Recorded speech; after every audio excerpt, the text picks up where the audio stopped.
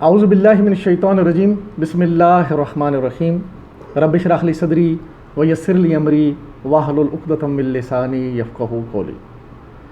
نہایت ہی محترم سامعین اکرام اور حاضرین اکرام، السلام علیکم۔ آج ہم اپنی ان کتابوں کا تعارف کروائیں گے کہ جن کتابوں سے الحمدللہ اس کلاس کو ہم چلائیں گے، اور جن کتابوں کے ذریعے سے کلاس جو ہے وہ ترتیب دی گئی ہے، جن کتابوں سے استفادہ کیا گیا ہے، اور جن کتابوں سے گرامر کے قواعد، ہمارے گرامر کی جو پریزنٹیشن ہے اس کے اندر انشاءاللہ لگیں گے۔ تو چلتے ہیں اپنی پریزنٹیشن کی طرف۔ یہ دیکھیے قرآن پاک کی آیت مبارکہ ہے، لَقَدْ أَنزَلْنَا عَلَيْكُمْ كِتَابًا فِيهِ ذِكْرُكُمْ أَفَلَا تَعْقِلُونَ۔ لوگوں، ہم نے تمہاری طرف ایک ایسی کتاب بھیجی ہے جس میں تمہارا ہی ذکر ہے، کیا تم سمجھتے نہیں؟ دیکھیں، اللہ پاک نے کتاب کا ذکر فرمایا اور اس میں یہ فرمایا کہ اس میں تمہارا ہی ذکر ہے، اور جب ہم اس کو پڑھیں گے نہیں، سمجھیں گے نہیں، ہمیں کیسے پتہ چلے گا کہ میرا ذکر کس جگہ پہ ہے؟ اس کتاب میں اللہ تعالیٰ نے انبیاء کا ذکر فرمایا، صالحین کا ذکر فرمایا، شہداء کا ذکر فرمایا، نیک لوگوں کا، اپنے پسندیدہ لوگوں کا ذکر فرمایا، متقین کا ذکر فرمایا، مسلمین کا ذکر فرمایا۔ اس میں ہم نے دیکھنا ہے کہ ہم کہاں پہ ہیں۔ اور دوسری طرف اللہ تعالیٰ نے اپنے باغیوں کا ذکر فرمایا اور کافروں کا ذکر فرمایا، اور وہ لوگ جو زمین پہ فساد کرتے ہیں ان کا ذکر فرمایا۔ یہ لوگ اللہ تعالیٰ کے ناپسندیدہ لوگ ہیں۔ تو ہم نے دیکھنا ہے کہ کیا ہم اس طرف تو نہیں جا رہے۔ اور پھر اللہ تعالیٰ نے دیکھیں اس میں کتاب کا ذکر فرمایا۔ قرآن پاک میں کتاب 66 بار لفظ کتاب آیا ہے، اور اس لحاظ سے تقریباً ہر 100 الفاظ میں سے ایک لفظ کتاب ہے، بڑا اہم ہے۔ اور آگے چلتے ہیں، دیکھیں اللہ تعالیٰ نے جو سب سے پہلی وحی نازل فرمائی وہ ہے اقرأ بسم ربک الذی خلق خلق الانسان من علق اقرأ وربک الاکرم اقرأ وربک الاکرم الذی علم بالقلم علم الانسان ما لم یعلم۔ اس میں فرمایا اللہ نے، پڑھو اے نبی صلی اللہ علیہ وسلم اپنے رب کے نام کے ساتھ جس نے پیدا کیا جمع خون کے ایک لوتھڑے سے انسان کی تخلیق کی۔ پڑھو، اور تمہارا رب بڑا کریم ہے جس نے قلم کے ذریعے سے علم سکھایا، انسانوں کو وہ علم دیا جو وہ نہ جانتا تھا۔ جب الحمدللہ یہ آیات نازل ہوئیں اور ان لوگوں نے کتاب کی اہمیت کو پہچانا، کتاب کو سمجھا، کتاب کو پھر انہوں نے پھیلایا، اس کے نظام عدل کو قائم کیا، تو الحمدللہ اللہ تعالیٰ نے ان کو دنیا میں عزت عطا فرمائی۔ نبی اکرم صلی اللہ علیہ وسلم کا ارشاد گرامی ہے، خیرکم من تعلم القرآن وعلمہ۔ تم میں سے بہترین وہ لوگ ہیں جو قرآن کو سیکھتے ہیں اور آگے پھر لوگوں کو سکھاتے ہیں۔ اور دیکھیے، ہم قرآن سیکھنا آج اس زمانے میں صرف ناظرہ پڑھنے حد تک رہ گیا ہے۔ بتائیے کون سی زبان ہے جس کو ہم کہیں کہ ہم نے سیکھ لی ہے اور صرف ہم اس کو پڑھ سکیں اور سمجھ نہ سکیں؟ ایسی کوئی زبان نہیں ہے۔ لیکن یہ صرف اللہ کے کلام کے ساتھ یہ ایسا ہمارا برتاؤ ہے کہ ہم اس کو صرف پڑھنے کی حد تک رکھتے ہیں، اس کو سمجھنے کی ضرورت محسوس نہیں کرتے۔ تعلیم دینے والے بھی ناظرہ پڑھا کر سمجھتے ہیں کہ حق ادا کر دیا، اور تعلیم لینے والے بھی ناظرہ پڑھ کر سمجھتے ہیں کہ ہم نے اس کی تعلیم کا حق ادا کیا۔ حالانکہ تعلیم کا حق یہ ہے کہ اس کو سمجھا جائے، اس کے نظام عدل کو سمجھا جائے، اس کے جو ہیں وہ سارے جو لوازمات ہیں اس کے حقوق پورے کیے جائیں۔ تو الحمدللہ دیکھیں، جب مسلمانوں نے یہ کام کیا، کتاب کو رواج دیا، اس کو پھیلایا، اور مسلمانوں کے پاس جب کاغذ آیا، کاغذ کو انہوں نے ایک اس کے یعنی قرآن کے پھیلانے کا ایک ذریعہ بنایا، اور سب سے پہلے کتاب کو مرتب کیا۔ آج کل جو اس وقت مروجہ کتاب ہے یہ مسلمانوں کی ایجاد کردہ ہے، اس سے پہلے کتاب کی شکل نہیں تھی۔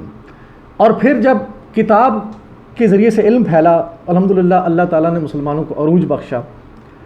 لیکن بدقسمتی سے جب یہ ٹیکنالوجی یورپ کے پاس پہنچی اور انہوں نے پھر اس یعنی کاغذ کا استعمال بہتر انداز میں کرنے کے لیے پرنٹنگ پریس کا ایجاد کی، اور پرنٹنگ پریس کو مسلمانوں نے اڈاپٹ نہ کیا، انہوں نے اس سے اجتناب کیا۔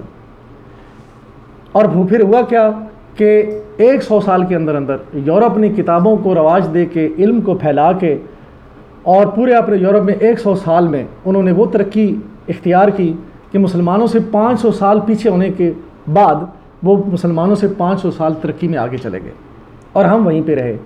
یہ میں جو آپ کو بتا رہا ہوں یہ ہسٹری، یہ آپ جائیں یوٹیوب پہ، جناب یاسر قاضی صاحب ہیں، امریکہ میں رہتے ہیں اور وہاں سے ان کا چینل ہے، اس میں الحمدللہ دعوت کا کام کر رہے ہیں۔ ان کا ایک لیکچر ہے the rise and fall of the Muslim امہ، اس میں انہوں نے ساری ہسٹری جو ہے پورے حوالوں کے ساتھ دی ہے، آپ اس کو جا کے سنیں تو آپ کو معلوم ہوگا کہ کتاب سے دوری کی وجہ سے ہم یہاں تک پہنچے۔ آگے چلتے ہیں۔